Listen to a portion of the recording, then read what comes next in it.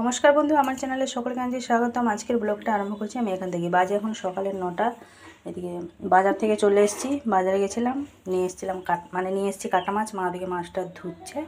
আর একটুখানি নিয়ে এসেছি মাছের ডিম। সোনু খেতে খুবই ভালোবাসে মাছের ডিমটাই। যে আম একটা ছিল কীভাবে পেকে গেছে দেখুন। তো ঢেঁড়স কিছুটা ছিল, 2-4টে মতন ঢেঁড়স ছিল, যাই হোক টক একটা হয়ে যাবে। তো মাছের ডিমটা আম কাঁচা আম ঢেঁড়স দিয়ে টক করব। কাটা মাছটা আলু দিয়ে ঝোল হবে। এদিকে যে আলু তরকারি করেছি মুড়ি খাওয়ার জন্য। আমি একটুখানি মুড়ি খাবো, মুড়িটা খেয়ে তারপরে রান্না কাজে বসবো।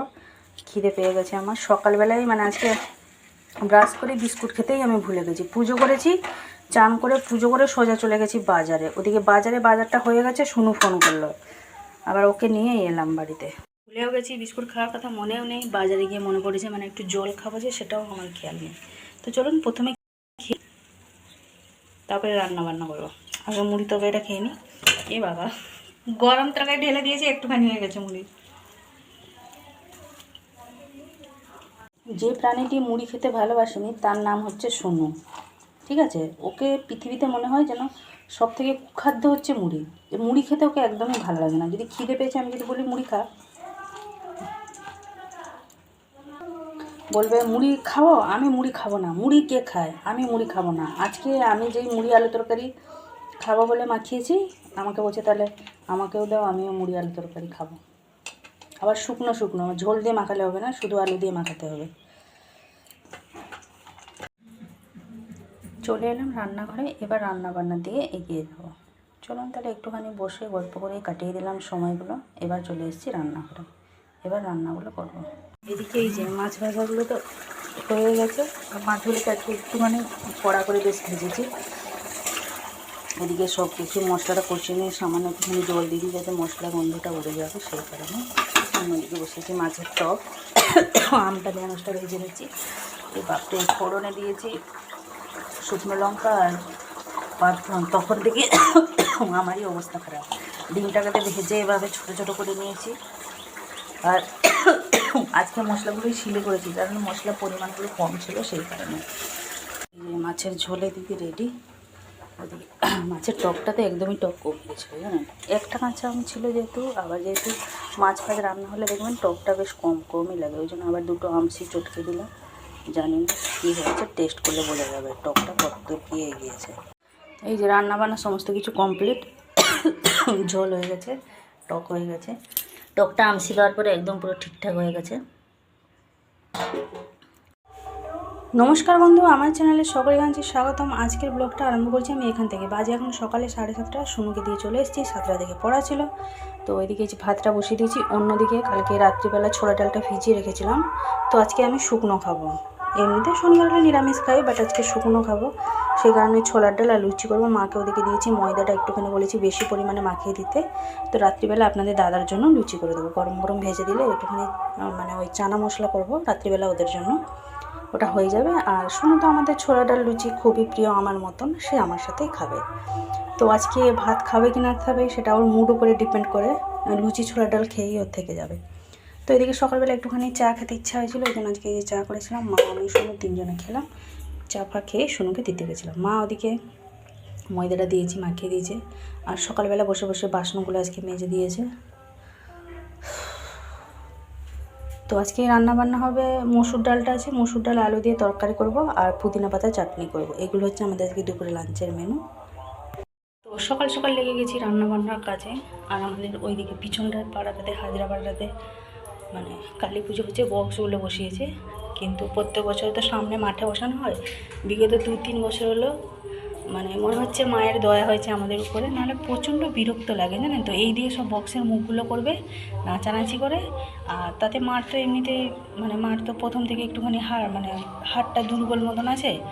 তো ওই বক্সগুলো বাজলে মার প্রচণ্ড কষ্ট হয়, সেই কারণে যাই হোক মায়ের দয়া হয়েছে, 2-3 বছর হলো ওরা আর এখানে বসাচ্ছে না। কিন্তু এবছর এতই জল হয়েছে, আমাদের মাঠের সামনে মাঠে যে দিদিভাইয়ের জমিটা আছে, ধান বসিয়েছিল, পুরো পেকে গেছে, একদম সরু ধান। কি অবস্থা, ওরা কত কষ্ট করে কাটছে ধানগুলো, দেখে প্রচণ্ড খারাপ লাগছে।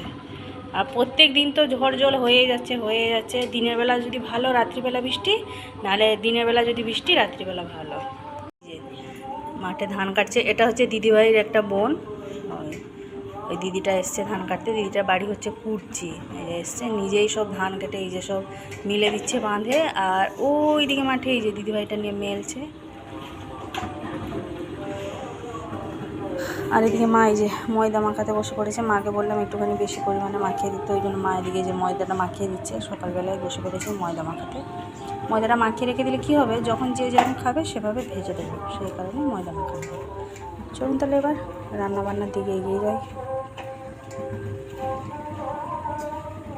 মসুর ডালটা রান্না করবো, সেই জন্য ভাবছি প্রথমে এই দিকগুলো ফাঁকা করে ছোলার ডালটা আগে করে নিই, ছোলার ডালটা করে রেখে দিই, তারপরে মসুর ডালটা রান্না করবো।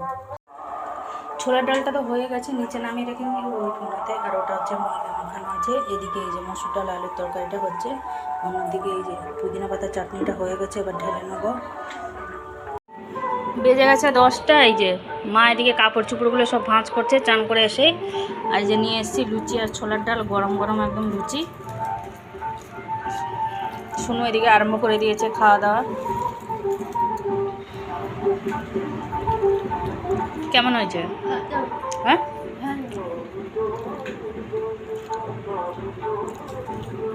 কমপ্লিট করে টুকিটাকি কাজগুলো ছিল সেগুলো সমস্ত শেষ করে দিয়ে চলে এলাম ঘরে। আর কাপড় চোপড় 2 বালতি মতন কাপড় চোপড় কেচেছিলাম, সেগুলো নিয়ে আমি ছাদে শুকনো দিয়ে এসেছি। যা রোদ দিয়েছে আজকে আর নিচে দিইনি, ছাদে দিয়ে দিলে কী হবে, একটু তাড়াতাড়ি হয়ে যাবে। আর যেহেতু সামনেটা মানে ওই দিকটা কালী পুজো, লোকজন আসবে, ঘরের সামনে এটা কেমন দিলে সে আমার ঠিক পছন্দ লাগে না।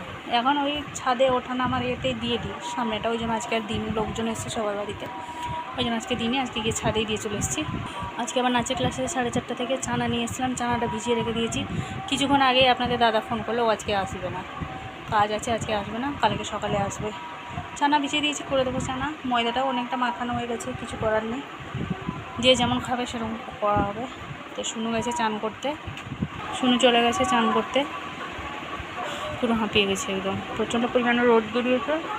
বেশ কদিন হলো বৃষ্টি, কদিন মানে সারা দিনই লেগে রেখেছে বলুননি, আজকাল এই হচ্ছে, হয় সকালে নয় রাত্রে, এই এক ঝামেলা। রান্নাবান্না তো কমপ্লিট, মাজামুজি সব কিছু কমপ্লিট, এখন একটুখানি রেস্ট পাবো।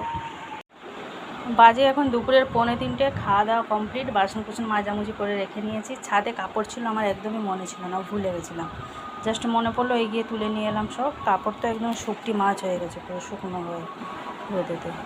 কাজগুলো এগিয়ে নিয়ে রেখে নিয়েছি, কারণ যেহেতু নাচের ক্লাসে 4:30 থেকে মিনিমাম বাড়ি আসতে 6:30টায় ছুটি, আসতে ওই 6:45 মতন বেজে যাবে। এবার প্রত্যেক সপ্তাহে আপনাদের দাদা থাকতো, মানে ও হয়তো বেরোতো ওখান থেকে 5:30টার সময়, 6:30টার মধ্যে পৌঁছে যেত, ওর সাথে চলে আসতাম। যেহেতু আজকে ও আসবে না, তো আজকে শুনো আর আমি একাই আসবো। তো আমি সকাল থেকে আটাটা মাখিয়ে রেখে নিয়েছি, শুধু বাবার জন্য আটাটা মাখানো হয়েছিল, তো 5-6টা রুটিটা করে নিয়েছি। আজকে চানাটাও সেদ্ধ করে নিয়েছি, মানে প্রেশার কুকারে সিটি মেরে নিয়েছি, চানা মশলাটা করে রেখে দিয়েই যাব, এসে আর ভালো লাগে না। এবার সামনে সে পুজো, এবার আমাদের পাড়ায় যত সব এসে আমাদের বাড়িতে ভর্তি হয়েছে, আমাদের সামনে যে রাস্তাটা আছে ওখানে সব বসে বসে ওরা দেখে সন্ধেবেলা, ওদের সাথে একটুখানি গল্প না করলে আবার কেমন একটা লাগে, মানে ওরা একটা খারাপ ভাববে আর কি, মনে হয় এটাই ভাববে যে হয়তো আমাদেরকে দেখে ঘরে ঢুকে গেছে বা কাজের কোনো বাহানা দিচ্ছে। জানেন তো সাইডে পাড়া প্রতিবেশী থাকলে যা হয় আর কি, তো সেই কারণে সমস্ত কিছু এগিয়ে চাগিয়ে রাখছি কাজগুলো। ভাবছিলাম প্রথমে একটুখানি ঘুমাবো, আর ভাবলাম থাক, ঘুমিয়ে লাভ নেই, সেই তো নাচের ক্লাস যাব, ভালোও লাগবে না, থাক ঘুমানোর থেকে ভালো কাজবাজ ছেড়ে রেখি, তবু সন্ধেবেলা এলে একটুখানি রেস্ট পাবো, গরমে তার ভালোও লাগছে না। চলুন তাহলে কাপড় চোপড়গুলো ভাঁজ করে রেখে নিই, তারপরে চানা মশলাটা করবো। কাপড় চোপড় গুছিয়ে রেখে চলে এলাম রান্নাঘরে, হয়ে গেছে। এই যে বাসনগুলো দেখুন, দেখে মনে হচ্ছে যেন অনুষ্ঠান বাড়ি ছিল, প্রত্যেক দিন এত বাসন করে এত বাসন হয়ে যায় আমি নিজেও জানি না। চানা তরকারিটা দিয়ে কমপ্লিট হয়ে গেছে, দিয়ে দিয়েছিলাম আলু দিয়ে এই যে এভাবে রান্না করলাম, একটুখানি বেশ রসা মতন করেছি।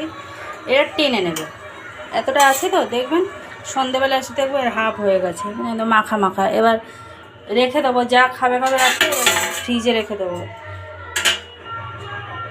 কাল সকালে খাবে মানে ওই যে ময়দাটা আছে ওটা রেখে দিলে, লুচি করে দিলে, এটা গরম করে দিলে আপনাদের দাদা এলে খাবে, ওই জন্য রান্না করে রেখে দিলাম। আজকে এলো না গেলো, আজকে এলে তো সব মানে তাজা খাবার পেতো, কালকে সব বাসিগুলো খাওয়া। সেরকম কিছু না, এমনিতেই রান্না করতে হতো, ওই জন্য করে দিলাম যে থাক ফ্রিজে রেখে সকালবেলা গরম করে নিলে। আর এতগুলো যেহেতু ময়দা, ওটা কি নষ্ট হয়ে যাবে নাকি, ওই জন্য কন্টেনারে ভরে রেখে দেবো। তাহলে সকালবেলা তরকারি, এই চানা তরকারি গরম করে দিলে টিফিনটা হয়ে যাবে। বাজে 7টা 5, আমরা প্রায় 15-20 মিনিট হলো এলাম, এসেই যে বসে পড়েছি পাখার হাওয়াতে। তো আজকে ভিডিওটা বেশি বড় করছি না, আজকে আমার ব্লগটা এই পর্যন্তই। আবার দেখা হচ্ছে আপনাদের সাথে আগামীকাল।